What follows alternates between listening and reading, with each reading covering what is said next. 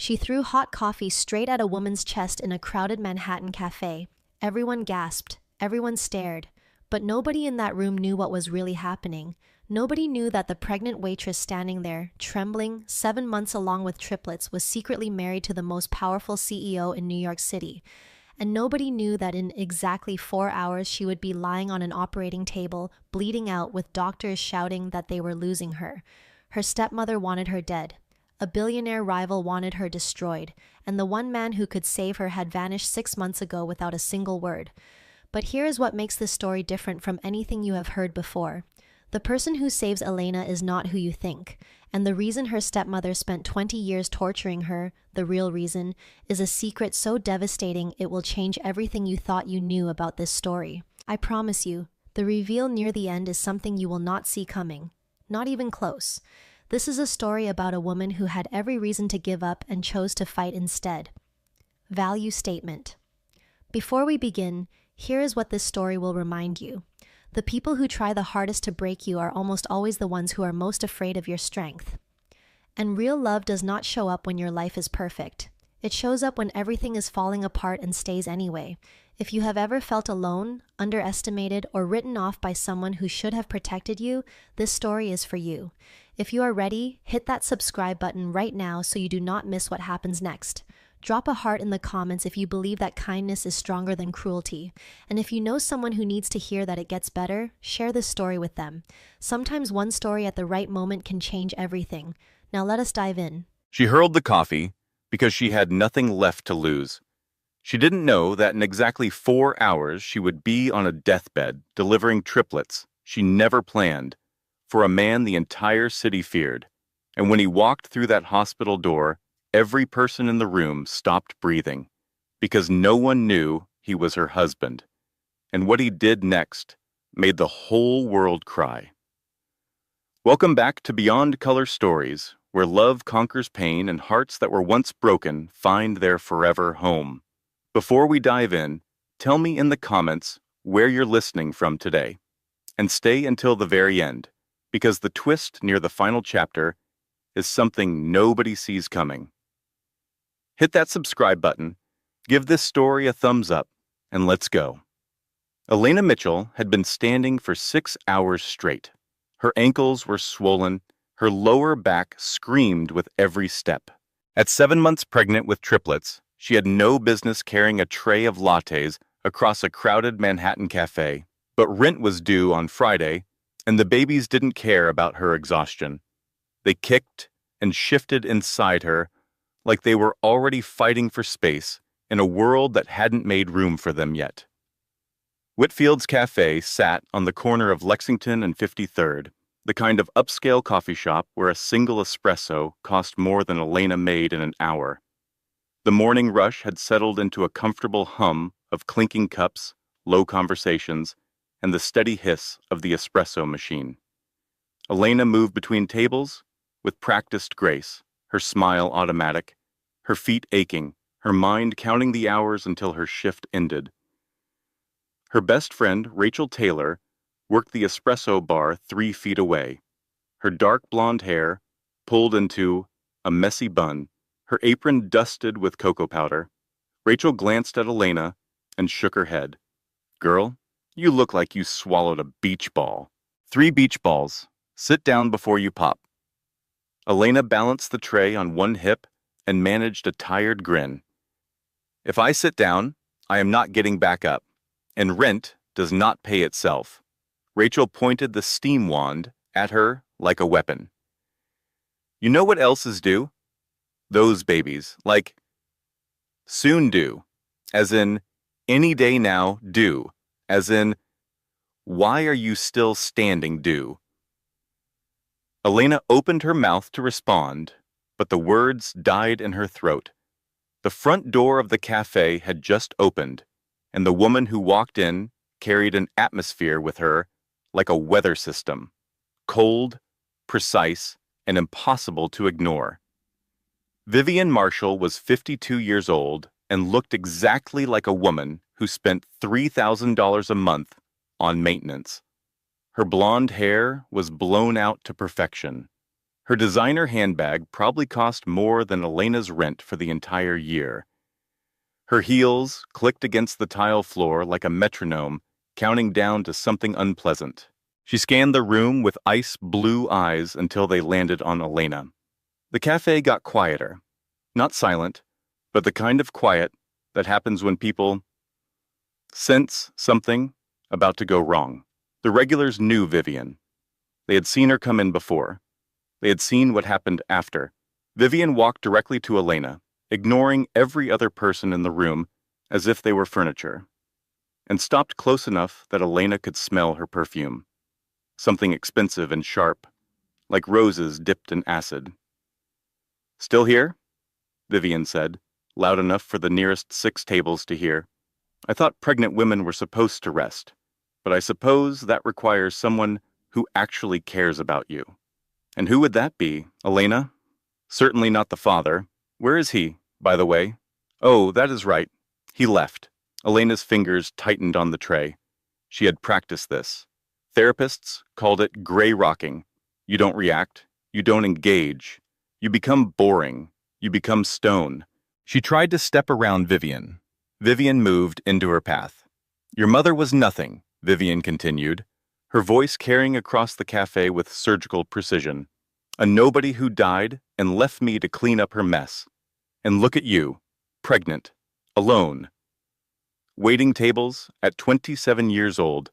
You are her exact copy, Elena. A beautiful disaster going absolutely nowhere." The cafe was truly silent now. Rachel's hand had frozen on the espresso machine. A man at a nearby table lowered his newspaper. A woman by the window stopped mid-bite on her croissant. Elena stood perfectly still. She could take the insults about herself. She had been absorbing them for 20 years, ever since Vivian married her father, when Elena was 7. Ever since her mother's funeral, when Vivian had looked at her with barely concealed irritation, as if Elena were an inconvenient stain on her new life. She could take being called worthless. She could take being called a mistake. She had heard those words so many times they had almost lost their sting. Almost. But her mother. Her mother, who had read to her every night. Her mother, who had braided her hair and kissed her forehead and told her that kindness was the strongest thing a person could be. Her mother, who had died of cancer when Elena was 7 and left a hole in her life that 20 years of Vivian's cruelty had only made deeper. That was the line. Elena's hand closed around the ceramic mug on her tray. The coffee inside was fresh. She could feel the heat radiating through the cup, almost burning her palm. Somewhere in the back of her mind, a quiet voice said, "Don't." But a louder voice, one that sounded exactly like her mother, said enough. Elena threw the coffee. It arced across the short distance between them and hit Vivian square on the chest. The splash was spectacular. Dark liquid cascading down Vivian's cream-colored blouse, spreading in a pattern that looked almost artistic, like a painting of the moment everything changed. Vivian screamed, not from pain, though the coffee was hot enough to sting. She screamed from the sheer audacity of it, from the public humiliation, from the fact that the girl she had spent 20 years crushing had finally fought back. The cafe erupted. Gasps. Whispers. 2 people pulled out their phones. Rachel, from behind the counter, muttered just loud enough to be heard. Honestly, that blouse was ugly anyway. Vivian's face twisted into something Elena had never seen before. Pure, uncontrolled rage. She raised her hand, palm open, aimed directly at Elena's face. And the front door of the cafe slammed open so hard it bounced against the wall. Every head in the cafe turned toward the door. The man standing there looked like he had been carved from authority itself. Doll. Over 6 feet, with broad shoulders and a jaw that could have been cut from granite. His suit was dark and perfectly tailored.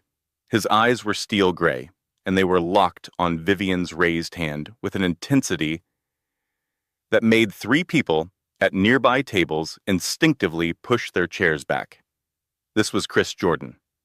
In Manhattan, there were powerful men, and then there was Chris Jordan. At 34, he ran Jordan Capital Group, one of the most feared private equity firms on the East Coast.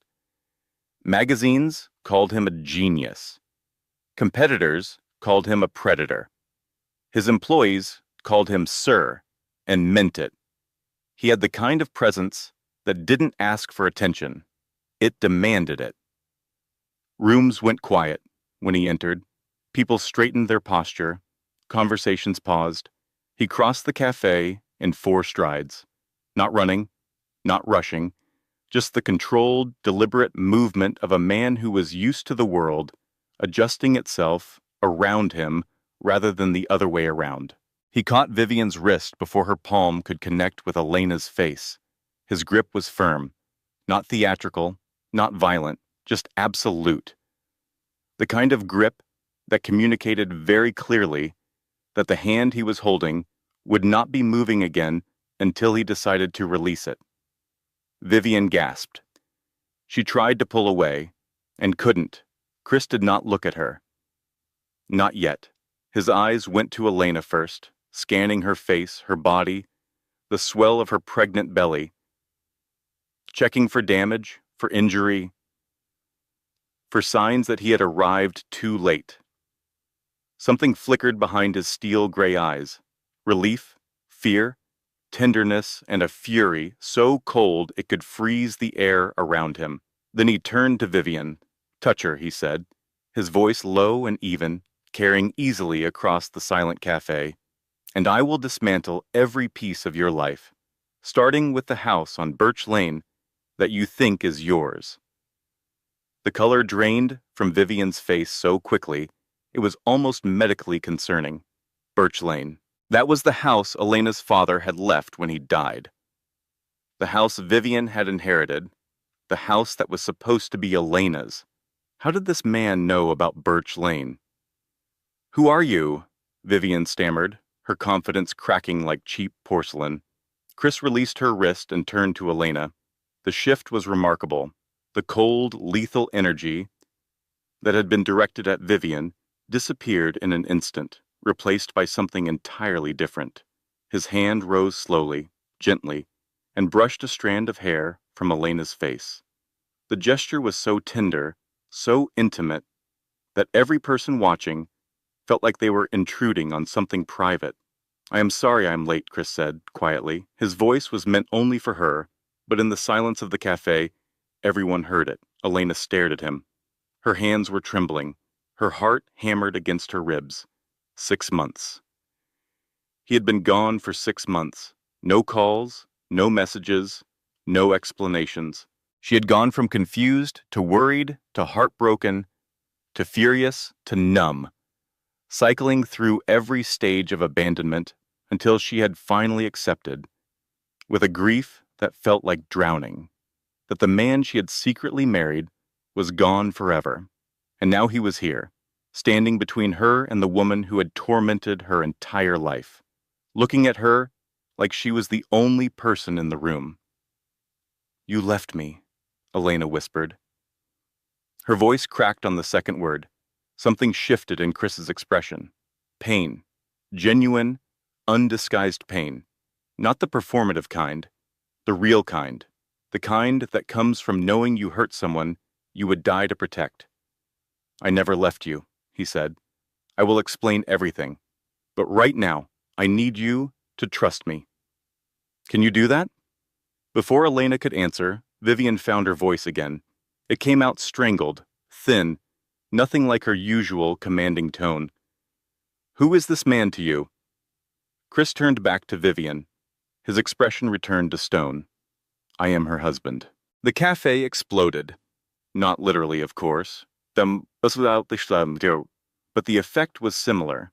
Whispers erupted at every table. Rachel dropped an espresso cup, and it shattered on the floor, and she did not even look down. 2 customers began filming. A barista in the back said something unrepeatable. Vivian's mouth opened and closed 3 times without producing a sound. She looked like a computer that had encountered an error message it could not process. Her stepdaughter, the waitress, the pregnant, abandoned, worthless girl she had been publicly humiliating for 20 years, married, to a man who radiated more money and power than anyone Vivian had ever encountered. That is impossible, Vivian finally managed. Chris's expression did not change. Call your lawyer. You will need one. He turned back to Elena, dismissing Vivian as completely and efficiently as one closes a browser tab. His hand found Elena's, and his fingers intertwined with hers with a familiarity that spoke of hundreds of nights spent together, of whispered conversations and shared laughter, and a love that had been real and deep long before this moment. But Elena's eyes were glazing over.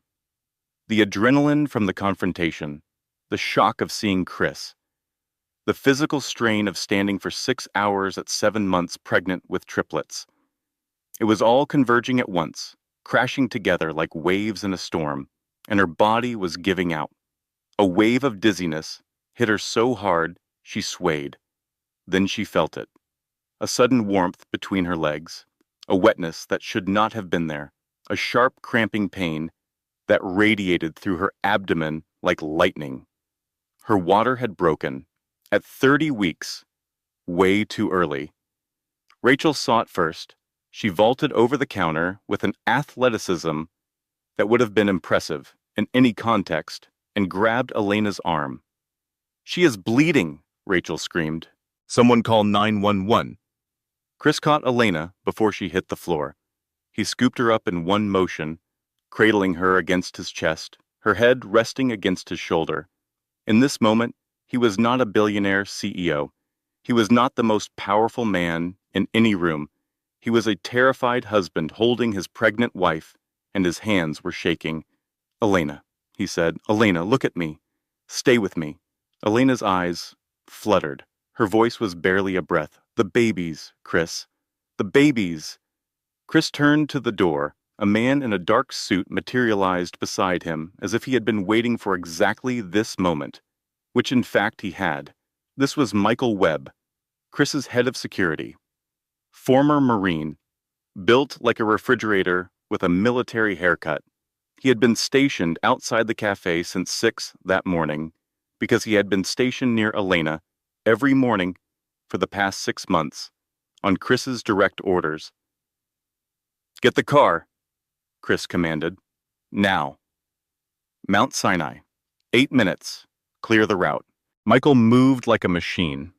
In 90 seconds, Elena was in the back seat of an armored black SUV, Chris holding her, one hand pressing against her belly as if he could physically keep the baby safe through sheer willpower. Rachel climbed into the front passenger seat without being invited or particularly welcome. Michael glanced at her. Ma'am, this is a secured vehicle. Rachel buckled her seatbelt. I am coming. Do not argue. I will fight you. Michael evaluated her for approximately 1 second. Ma'am, I was Special Forces. Rachel pointed at the road. And I am from New Jersey. Drive. Michael drove. The emergency room at Mount Sinai was controlled chaos. Elena was transferred from the SUV to a gurney in under a minute, Chris running alongside, his hand never leaving hers. Nurses in blue scrubs materialized from every direction, attaching monitors, calling out vital signs, moving with the practiced urgency of people who understand that seconds can mean the difference between life and death. Dr. Catherine Shaw met them at the entrance to the obstetrics wing. She was 45, with short silver hair and glasses that she peered over rather than through, giving her the appearance of someone who was permanently evaluating whether you were wasting her time. She was one of the top high-risk obstetricians in New York, and she had been monitoring Elena's pregnancy remotely for months, another arrangement Chris had made in secret. How far along? She asked, already examining Elena as the gurney moved. 30 weeks, Chris said. Triplets. She collapsed from stress. There is bleeding. Dr. Shaw's fingers moved across Elena's abdomen with expert precision. She checked the monitor readings. She listened. And then she looked up at Chris with an expression that he, a man who could read people the way most people read menus, immediately understood. His blood went cold. "Mr. Jordan," Dr. Shaw said, her voice calm, but weighted, "your wife has placental abruption. 2 of the 3 placentas are separating from the uterine wall. This means the babies are losing oxygen. We need to deliver via emergency cesarean section immediately. If we wait, we risk losing all 3 babies." She paused. "And possibly Elena. Here is something most people do not know, and it is important enough to pause the story for just a moment. Placental abruption is a serious pregnancy complication that affects roughly 1 in 100 pregnancies. It can be triggered by many things, but severe emotional stress is a significant risk factor. If you or someone you love is pregnant and experiences sudden abdominal pain, bleeding, or contractions that feel wrong, especially after a stressful event, do not wait. Do not drive yourself to the hospital. Call 911 immediately. Minutes matter. Knowing the signs can genuinely save lives." Elena, who had been drifting in and out of consciousness, suddenly gripped Chris's hand with a strength that surprised both of them. "Promise me," she said. Her eyes were wide, glassy with pain and fear. "If it comes down to a choice, save them. Not me." Chris's jaw tightened, his eyes burned. "No. Chris, please, that is not a choice I will ever make, Elena. You fight." "That is not a request." Elena was wheeled through double doors into the operating room. A nurse gently but firmly stopped Chris at the threshold. "Family waits here, sir." Chris stared at the nurse. He stared at the doors. He stared at the space where Elena had just been. And for the first time in his adult life, he stood in a room where his money, his power, his reputation, and his iron will meant absolutely nothing. He could not buy his way past this door. He could not intimidate a scalpel. He could not outmaneuver biology. He was just a man whose wife was dying 20 feet away, and there was nothing he could do but wait. Chris pressed his palms flat against the corridor wall and leaned his forehead against his hands. His breathing was ragged. His shoulders, which always carried the posture of a man in command, trembled. Michael stood 6 feet away, silent, watching. He had served 3 combat tours and seen things that would haunt most people for life. But he had never seen Chris Jordan afraid, until now. "If I lose her," Chris said. The sentence had no ending. It did not need one. "You will not," Michael said. "She is tougher than both of us. And I say that with no disrespect to either of us." In the waiting room, Rachel sat in a plastic chair that was clearly designed by someone who had never actually sat in a chair. She held her phone in both hands, texting updates to no one, because Elena had no one. No family, no parents, no siblings, just Rachel and the babies and the man in the hallway who was falling apart with the quiet intensity of a building collapsing from the inside. 30 minutes passed, an hour, the longest hour of Chris Jordan's life. Then Dr. Shaw emerged through the double doors, pulling off surgical gloves. Chris straightened immediately. Every muscle in his body coiled like a spring. "The first 2 babies are delivered," Dr. Shaw said. "Both boys. They are premature and small, but they are breathing on their own. They have been moved to the neonatal intensive care unit." Chris exhaled, his hands unclenched. "And the third?" Dr. Shaw's expression shifted. The subtle change that only Chris would notice because he had spent his career reading the micro-expressions of people across negotiating tables. "The third baby is a girl. Her heart rate dropped significantly during delivery. She is alive, but she is in critical condition. The next 48 hours will determine whether she stabilizes." Chris nodded. Each nod was mechanical, like a man processing information while actively trying not to fall apart. And Elena? Dr. Shaw met his eyes directly. She is hemorrhaging, Mr. Jordan. We are working to stabilize her.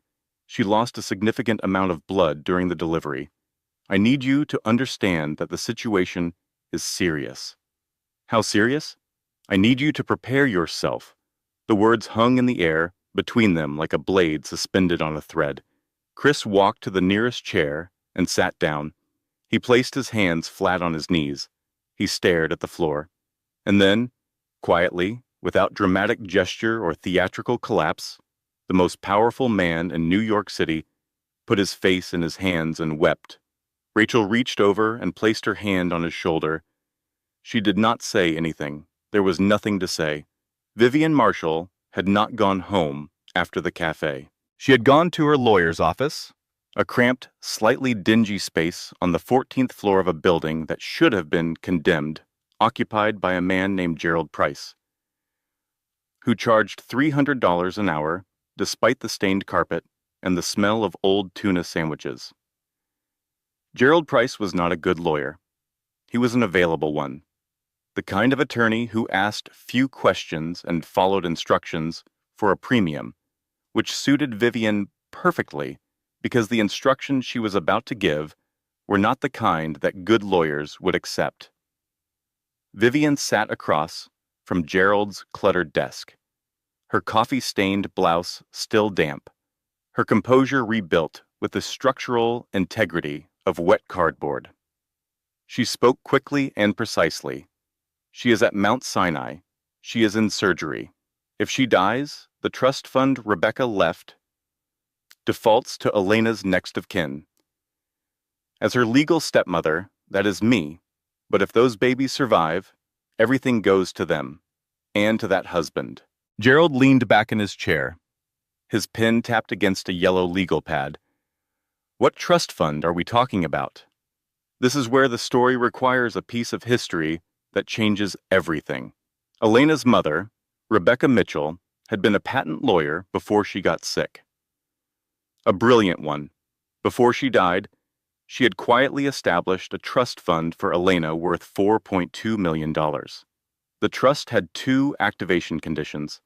It would unlock when Elena turned 28 or when Elena got married, whichever came first. Vivian had known about this trust since the day she married Elena's father. In fact, the trust was the reason she married him, not the man, the money.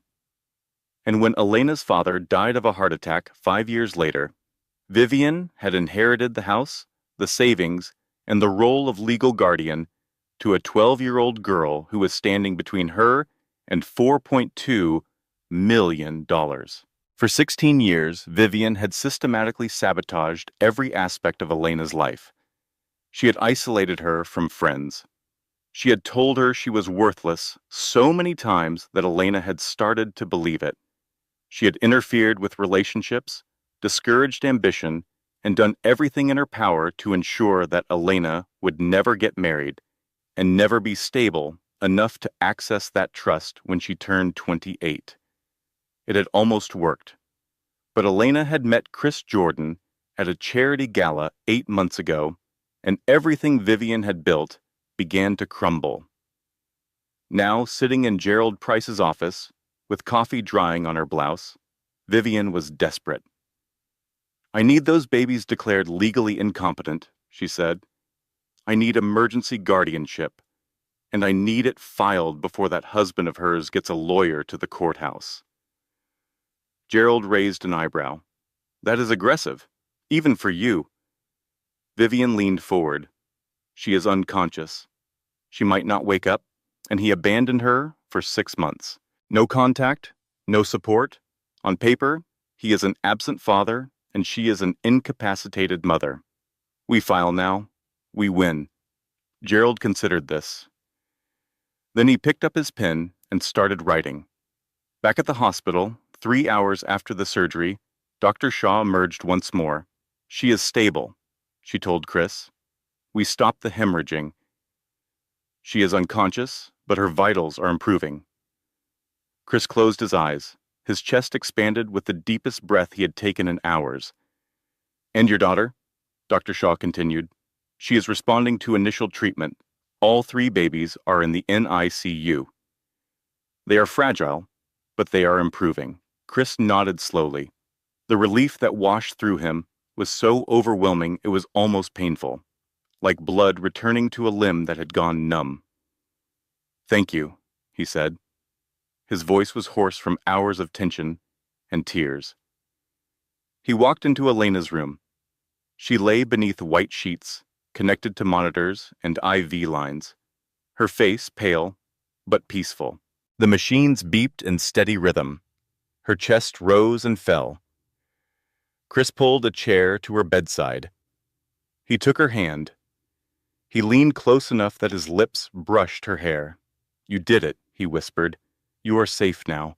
We are all safe." He closed his eyes and allowed himself, for the first time since the cafe, to believe it. He fell asleep holding her hand. At 3 in the morning, his phone buzzed. The screen lit up with a message from Michael Webb. 4 words that erased every ounce of relief he had accumulated. "Boss. We have a problem. Someone filed an emergency guardianship petition for the babies. Hearing is at 9 a.m. The petitioner is Vivian Marshall." Chris stared at the phone. The silence in the room was absolute. The monitors beeped their steady rhythm. Elena slept peacefully, and Chris Jordan sat in the blue glow of his phone screen, feeling the ground shift beneath him for the second time in 12 hours. "She is trying to take my children," he said softly to no one. His hand tightened around Elena's. He did not sleep again. 9 in the morning, Manhattan Family Court. Chris had slept for approximately 90 minutes in the past 36 hours. He did not look like it. He looked like a man who had been carved from cold marble and dressed in a $12,000 suit. His jaw was set. His eyes were clear and calculating. Whatever vulnerability he had shown in the hospital corridor was now buried beneath layers of controlled fury and strategic precision. He arrived at the courthouse, flanked by 3 attorneys from Hartwell and Associates, TSM, one of the top family law firms in the city. They had been assembled in 4 hours, which was a testament to both Chris's resources and the amount of money he was paying them. Vivian was already seated at the opposing table, Gerald Price beside her. She had changed clothes, fixed her makeup, and adopted an expression of practiced maternal concern that made Chris's stomach turn. The judge was the Honorable Patricia Whitmore, 62, known for being thorough, fair, and deeply unimpressed by wealth. Chris's lawyers had briefed him on this. Money would not win this room. Evidence would. Gerald Price stood first. "Your Honor, my client, Vivian Marshall, has been the primary caregiver of Elena Mitchell since she was 7 years old." Mrs. Marshall raised Elena after the tragic death of her mother. "She is here today because she is deeply concerned about the welfare of her grandchildren." "They are not her grandchildren," Chris said from his seat. The judge looked at him. "Mr. Jordan, you will have your opportunity to speak." Gerald continued. "Your Honor, we have evidence that Mr. Jordan abandoned his pregnant wife for 6 months without any contact or financial support. He disappeared entirely, leaving Elena alone, financially struggling, and medically vulnerable. We are requesting temporary emergency guardianship to ensure these children are protected while the court evaluates the fitness of both parents." The courtroom murmured. Chris's lead attorney, a sharp-featured woman named Patricia Collins, stood to respond. But the judge held up her hand. "I want to hear from Mr. Jordan directly." Chris stood. He buttoned his jacket, a gesture so automatic it was almost unconscious, and walked to the front of the room. "6 months ago," he began, his voice steady and measured, "I received a credible death threat, not against me, against my wife. A business rival named David Ashford made it explicitly clear that anyone close to me would be targeted.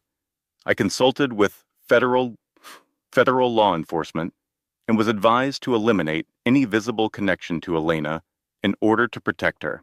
He paused. I made the hardest decision of my life. I cut contact entirely, but I did not abandon her. My head of security, Michael Webb, was assigned to monitor her safety every single day.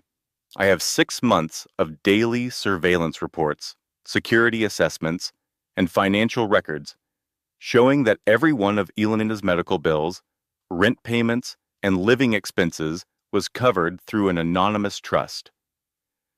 I also have documented correspondence with the FBI confirming the nature of the threat and the protective measures I implemented. He looked directly at Vivian. I did not abandon my wife, Your Honor. I was trying to save her life, and I will spend the rest of mine making up for the pain that decision caused her. Gerald Price recovered quickly. He presented bank records showing Vivian as Elena's long-term guardian. Character witnesses, neighbors who described Vivian as a caring, involved parent. The portrait he painted was careful and calculated, and if you did not know Vivian Marshall personally, you might almost believe it. The judge listened to both sides. She removed her glasses, cleaned them, and put them back on. I am ordering a 72-hour continuance, she said. Child Protective Services will conduct home evaluations of both parties. The children will remain in hospital care under medical supervision until this court reconvenes. Court adjourned. Chris walked out of the courtroom and made 3 phone calls in rapid succession. His legal team would spend the next 72 hours compiling the most comprehensive custody filing the Manhattan family court system had ever seen. He believed he had control of the situation. He believed that with enough evidence, enough resources, enough legal firepower, he could bury Vivian's case so completely it would never resurface. He was wrong. That evening, Elena woke up. Her eyes opened slowly, adjusting to the fluorescent hospital lights. She saw Chris first. He was sitting beside her bed, still in his suit, his tie loosened, dark circles under his eyes. He looked like a man who had aged 5 years in 2 days. "Chris," she said. Her voice was rough, barely more than a whisper. "The babies." Chris took her hand. "They are alive, Elena. All 3. 2 boys and a girl. They are in the NICU. They are small, but they are fighters." Elena's face crumpled with relief. Tears streamed down her temples and into her hair. She pressed Chris's hand against her cheek. Then her expression changed. "I heard voices," she said slowly. "While I was under, I heard Vivian." Chris's jaw tightened. "What did she do?" Elena asked. He told her. Carefully, directly, honestly, the guardianship petition, the hearing, the 72-hour window. Elena listened. She watched Chris's face as he spoke. And when he finished, something shifted behind her eyes, something hard and bright and entirely new. "She is not taking my children," Elena said. This was the moment. Not the coffee throw, not Chris's arrival. This. This was the moment Elena Mitchell stopped being a victim and started being a force. She pushed herself upright despite the pain. She asked to see the legal filings. She asked Chris to call his lawyers. She asked Rachel to bring her laptop. Rachel, who had been sleeping in a chair in the corner and looked roughly like a raccoon that had been through a car wash, blinked awake. "Babe, you literally just came back from the dead. And now I have 3 reasons to stay alive and fight," Elena said. "Laptop. Now." While Chris and Elena were building their defense, a meeting was taking place in an underground parking garage on the west side of Manhattan. The fluorescent lights buzzed overhead, casting harsh shadows across the concrete. A black Mercedes sat in the far corner, engine off, windows tinted. A man leaned against the hood, checking his watch with the impatience of someone who valued his time at roughly $4,000 per minute. David Ashford was 50 years old, silver-haired, and expensively maintained.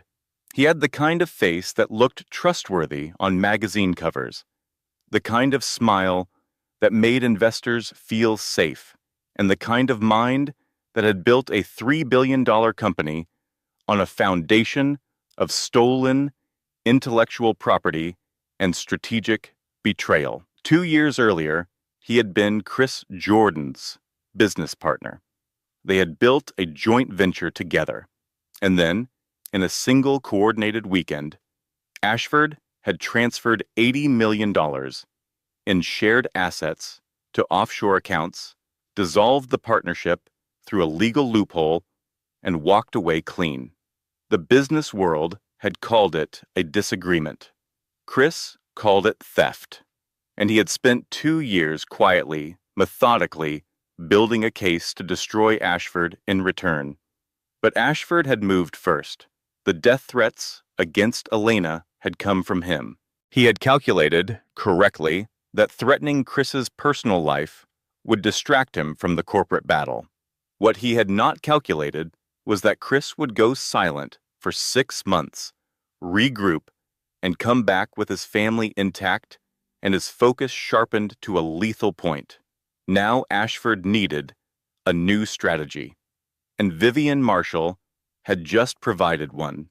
"Mrs. Marshall," Ashford said as Vivian emerged from a taxi and walked across the parking garage, her heels echoing in the empty space. "I believe we share a common interest."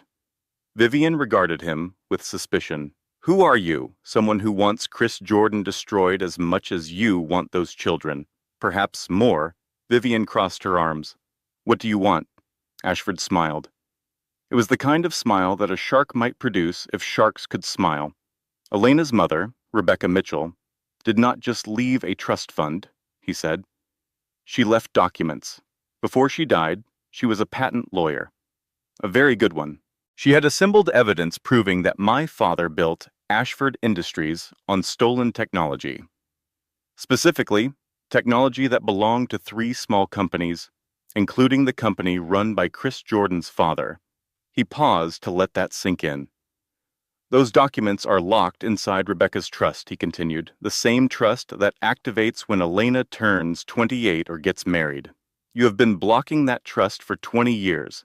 I need you to stop blocking it." Vivian frowned. "Why would I do that?" "Because if those documents become public, Chris Jordan has the evidence to destroy my company. But if I get to them first, I can make them disappear. And in return, I will ensure you get full guardianship of those children and access to every penny in that trust."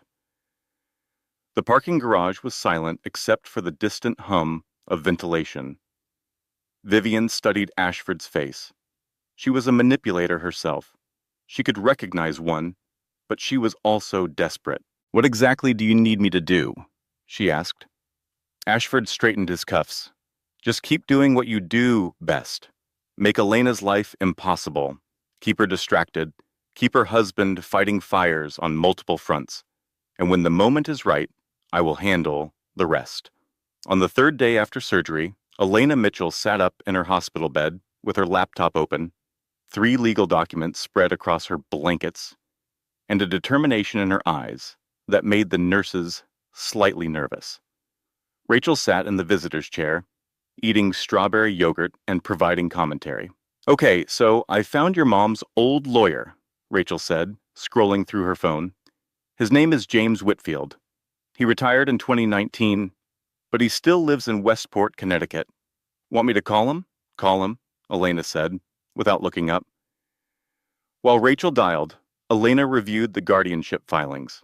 She had been studying legal documents for 2 days straight, and while she was not a lawyer, she was a fast learner with a personal stake that made her attention to detail almost frightening. She had already found 3 inconsistencies in Vivian's financial declarations. Chris walked in carrying 2 coffees. He stopped when he saw the spread of papers. "You should be resting," he said. Elena looked up at him. "I will rest when our children are legally, permanently, irrevocably ours. Coffee?" Chris almost smiled. He handed her a cup. That afternoon, Vivian made her move. She appeared at the hospital, flowers in hand, wearing her most maternal expression, attempting to breach the fortress Chris had erected around Elena's room. Chris blocked the door. His body filled the frame completely. Vivian gave him her most disarming smile. Chris, I just wanted to see how Elena is doing. I brought lilies. Chris did not move. Forgiveness is her choice. Visiting hours are not. Leave. Vivian's smile faltered. She shifted the flowers to her other hand. The lilies trembled. But then Elena's voice came from inside the room. Let her in, Chris. Chris turned. Elena was sitting up, arms crossed, her expression unreadable. She nodded. Chris stepped aside reluctantly, positioning himself against the wall with the energy of a guard dog that had been told to sit but was very much still ready to bite. Vivian entered. She placed the flowers on the bedside table. She arranged her face into concern. Elena, darling, how are you feeling? I have been so worried. Elena studied her stepmother for a long, silent moment.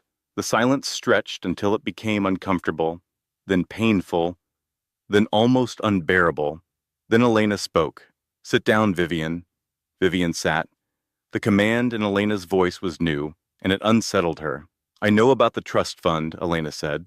I know about the $4.2 million that Mom left me. I know you have spent 20 years making sure I would never get married, never be stable enough to claim it.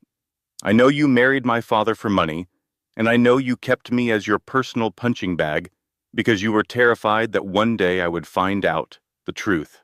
Vivian's composure shattered. Not slowly, not gracefully. It cracked like ice under a hammer. That is not, she began. I am not finished, Elena said. Here is what you do not know. I turned 28 3 weeks ago, and I have been married for 8 months. That trust activated automatically. It is already mine. Your lawyer has not told you yet, but that is because he has been too busy spending your money on a boat. Vivian blinked. What? Gerald Price? Your lawyer. He has been embezzling from your accounts for the last 3 years. 18,000 here, 25,000 there. Nothing big enough to notice if you were not looking. But I was looking, Vivian. For the first time in my life, I was looking. The room was silent. Chris stood against the wall, watching his wife dismantle the woman who had tormented her for 20 years, and he felt something that went beyond love and into the territory of awe. Rachel, in the corner, paused with a spoonful of yogurt halfway to her mouth and whispered to no one in particular. That was ice cold. I love her. Vivian stood up. Her hands were shaking. Her eyes were wet. She looked like a building that had just had its foundation removed and was waiting to collapse. You are lying, she said, but her voice had no conviction. Check your bank accounts, Elena replied calmly. Then check your lawyer's new boat. Vivian left without the flowers. There is something important about hope that most stories do not tell you. Hope is not the opposite of fear.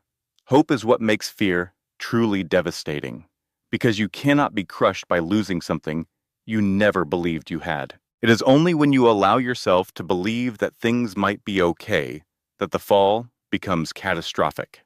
Elena and Chris had allowed themselves to hope, and the universe responded with 3 disasters in 48 hours. The first disaster arrived at 2 in the morning. Elena was asleep. Chris was dozing in the chair beside her bed when Dr. Shaw entered the room with an expression that jolted him awake faster than any alarm. Mr. Jordan, she said, it is Grace.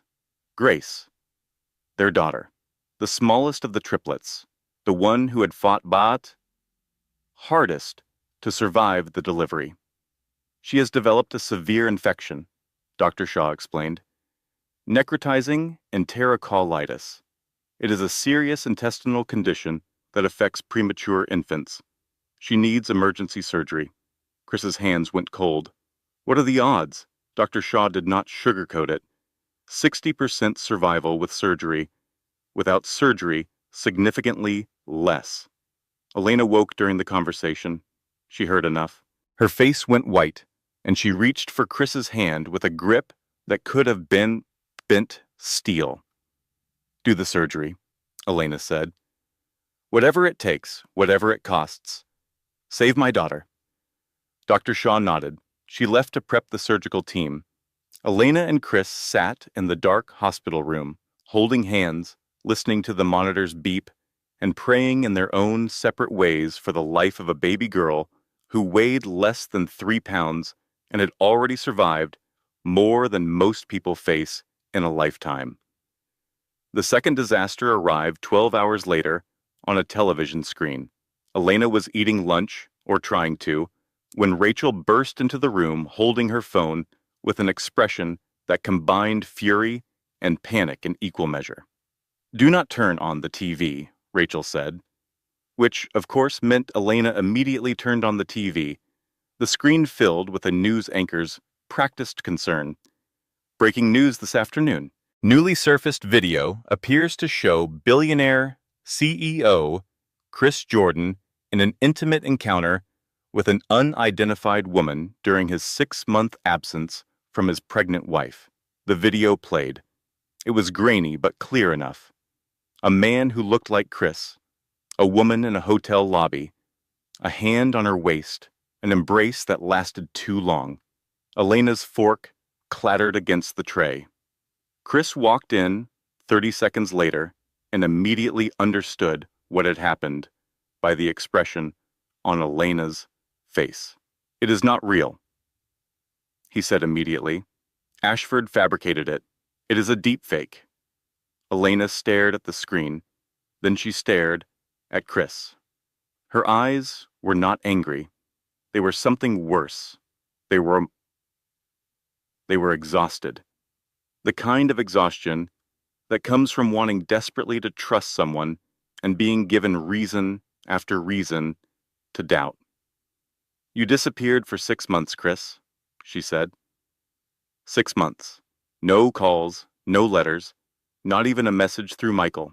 You left me pregnant and alone, and I had to figure out every single day how to survive without you.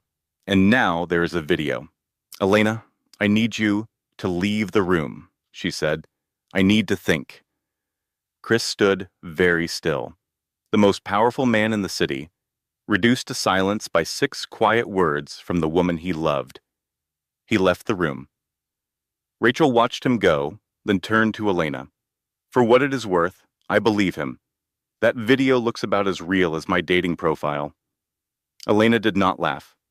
She stared at the blank space where Chris had been standing and tried to separate what she knew from what she feared, which is one of the hardest things a human being can ever do. The third disaster was the worst of all. It arrived in the form of a woman with a clipboard and a badge from Child Protective Services, accompanied by a police officer. Vivian, cornered, desperate, and stripped of every weapon except malice, had filed an anonymous report claiming Elena had been using controlled substances during her pregnancy. The report included fabricated medical records that Gerald Price had obtained through a contact at a private clinic. The CPS investigator was professional and sympathetic. I am sorry, Mrs. Jordan. We are required to follow up on every report.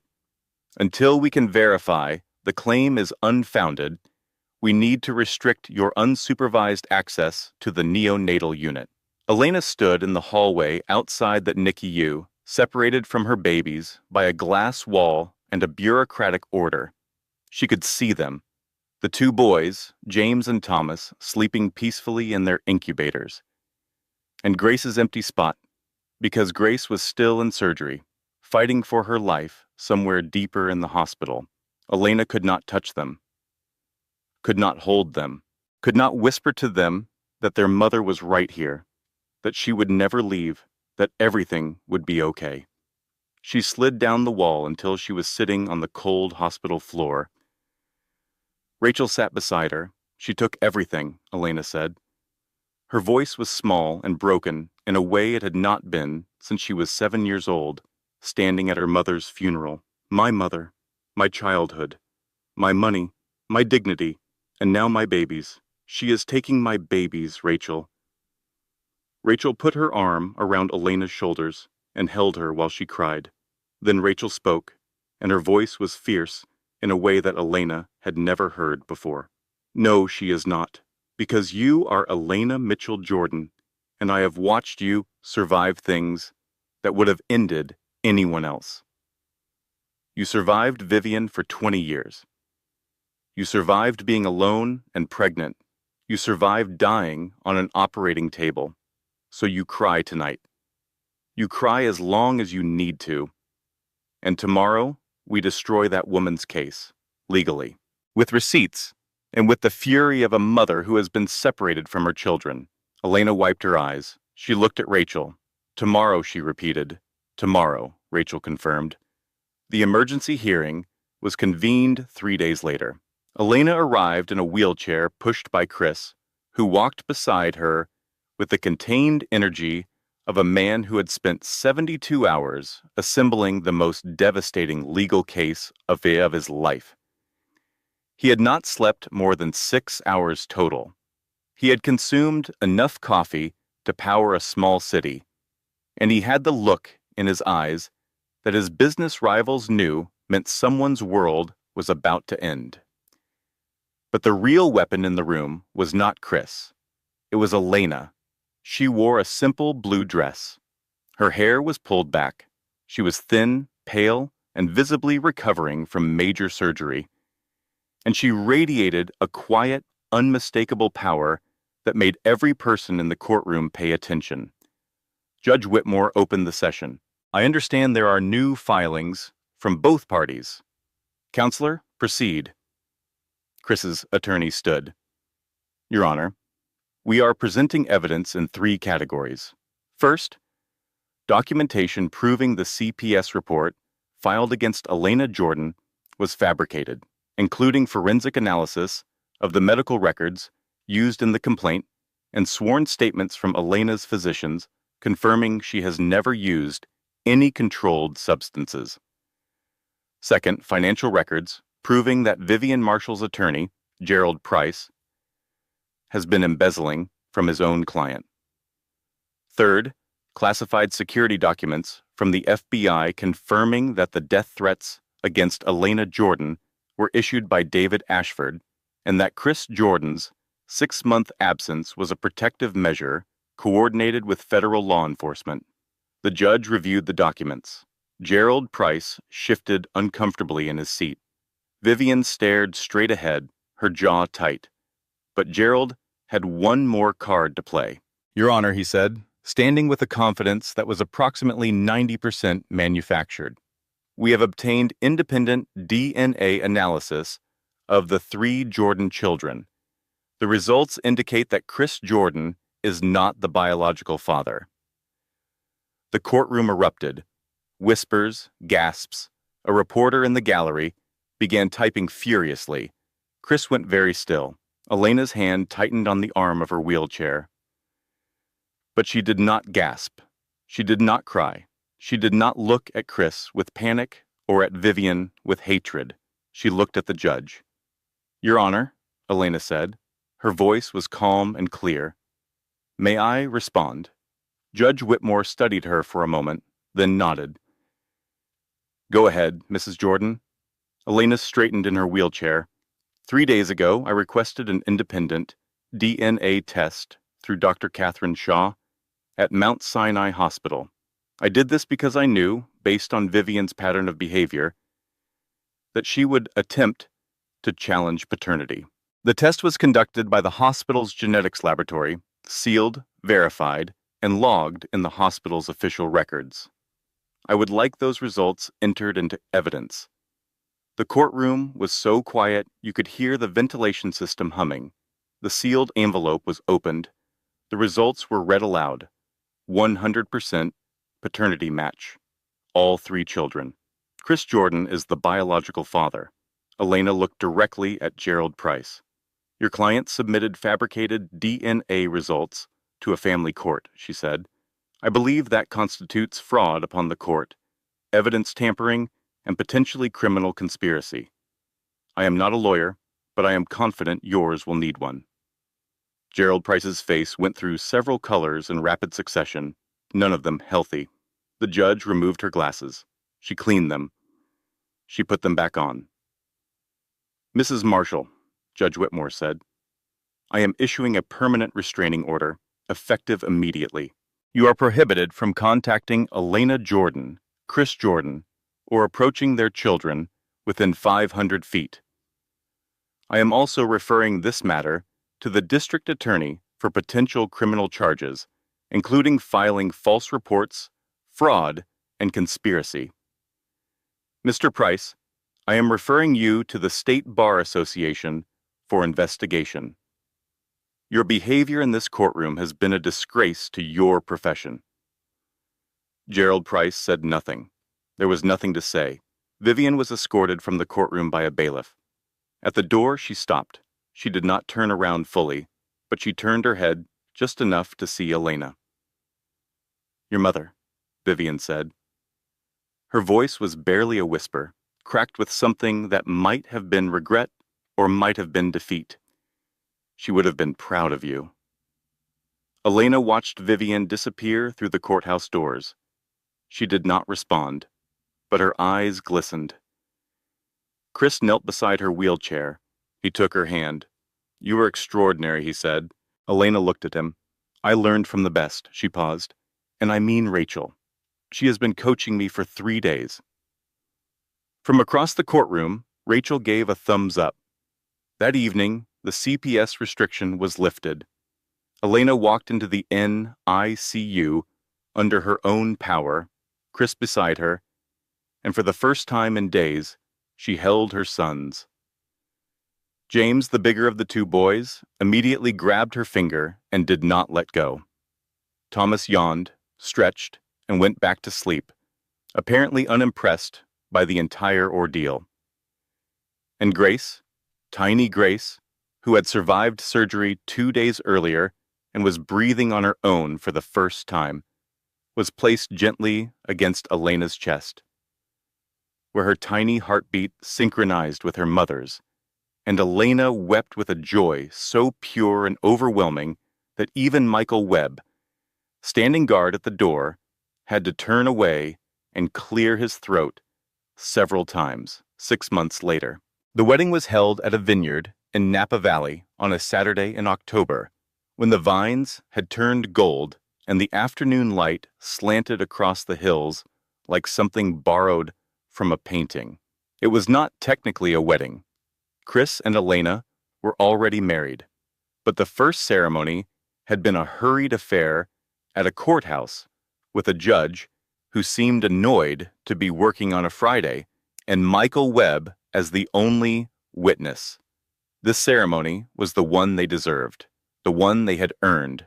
50 guests, close friends, trusted colleagues, and the small number of people who had stood by them through everything. No press, no cameras, except the photographer Chris had hired. No uninvited guests. Michael Webb had seen to that personally, and given that Michael was the kind of man who could detect a photographer at 300 yards, the privacy was absolute. Elena walked down the aisle in a simple white dress.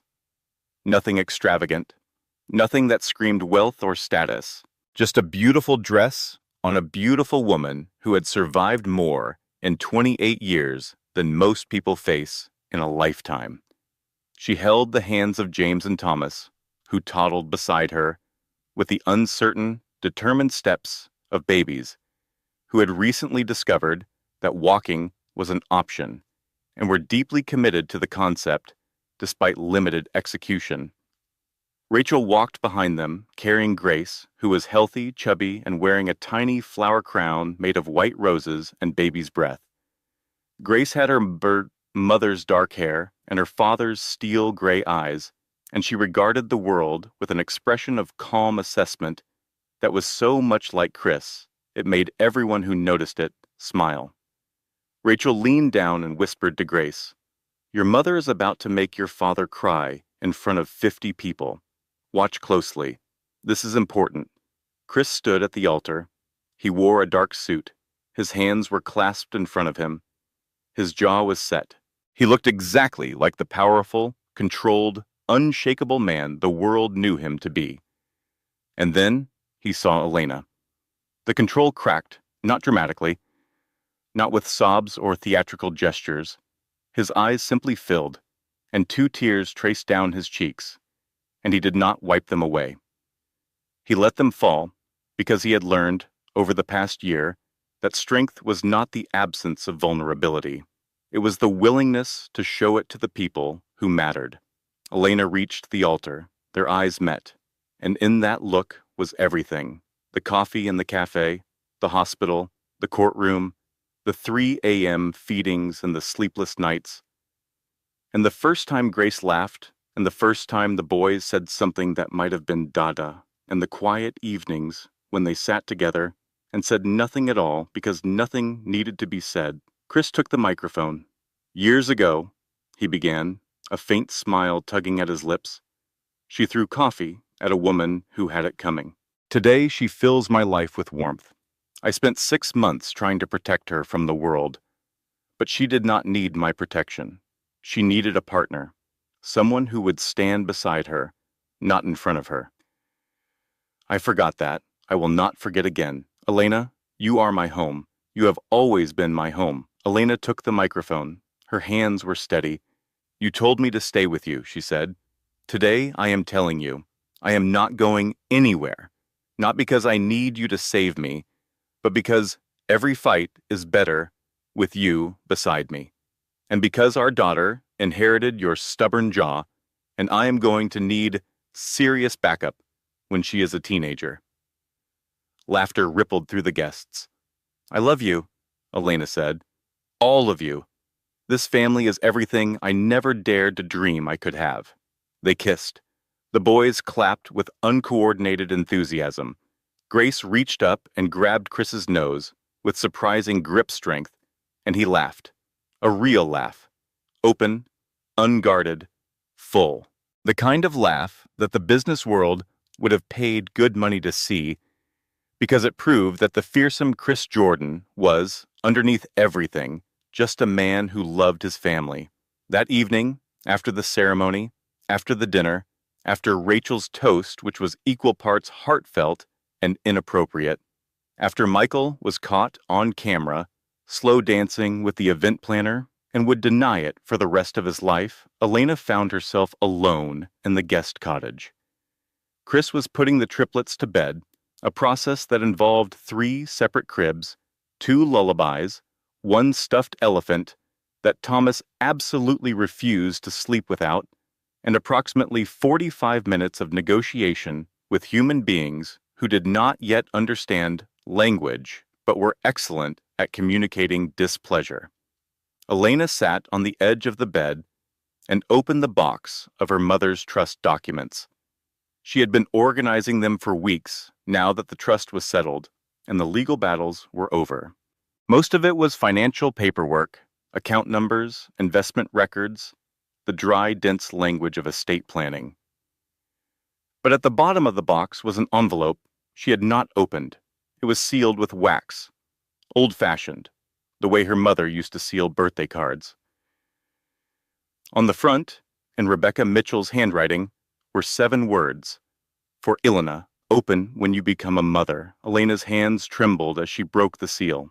Inside was a single sheet of paper written in the careful, elegant penmanship that Elena remembered from childhood, from grocery lists and permission slips and the notes her mother used to tuck into her lunchbox. My dearest Elena, if you are reading this, then I was right about 2 things. First, that Vivian would try to take everything from you.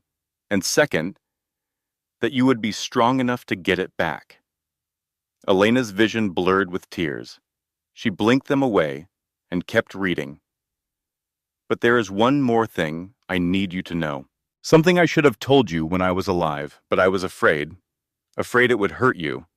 Afraid it would change how you saw the world. Vivian is not your stepmother. She is your biological aunt, my sister. We were estranged for years because she could never forgive me for one thing.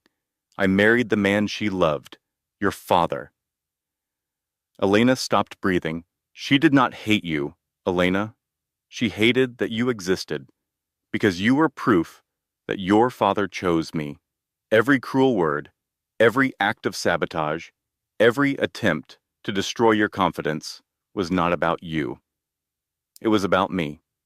It was about a wound between two sisters that never healed. I am sorry I never told you. I am sorry I left you in her care. I believed she would put aside her anger for the sake of a child. I was wrong, and that is the greatest regret of my life. But I know you, my darling girl. I know the fire in you. I know your kindness and your courage and the way you refuse to stay down no matter how many times the world pushes you. You are the best thing I ever did. I love you more than words. Mom. Elena sat on the edge of the bed for a long time. The letter rested in her lap. The vineyard was quiet outside the window. Somewhere in the next room, she could hear Chris's low voice murmuring a lullaby and the soft rustling of babies settling into sleep. The door opened. Chris walked in, sleeves rolled up, hair slightly disheveled from the bedtime wrestling match. "Everyone is down," he announced. Thomas tried to eat the elephant instead of sleeping with it, but we reached a compromise. He saw Elena's face and stopped. "Everything okay?" Elena looked at the letter. She looked at Chris. She looked out the window at the golden hills bathed in the last light of a California evening. "I think there is one more story to tell," she said.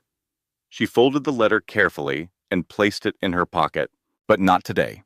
She stood. She took Chris's hand. They walked outside together into the fading sunlight. From the cottage behind them came the soft, contented sounds of 3 babies sleeping.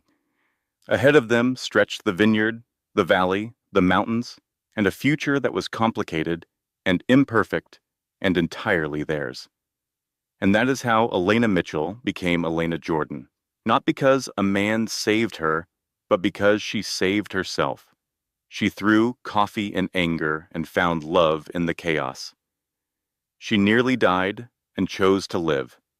She was betrayed by the woman who raised her and still found the grace to understand why. Here is what I want to leave you with today. Your worst moment is not your last moment. The people who try to break you are usually the ones most afraid of your strength.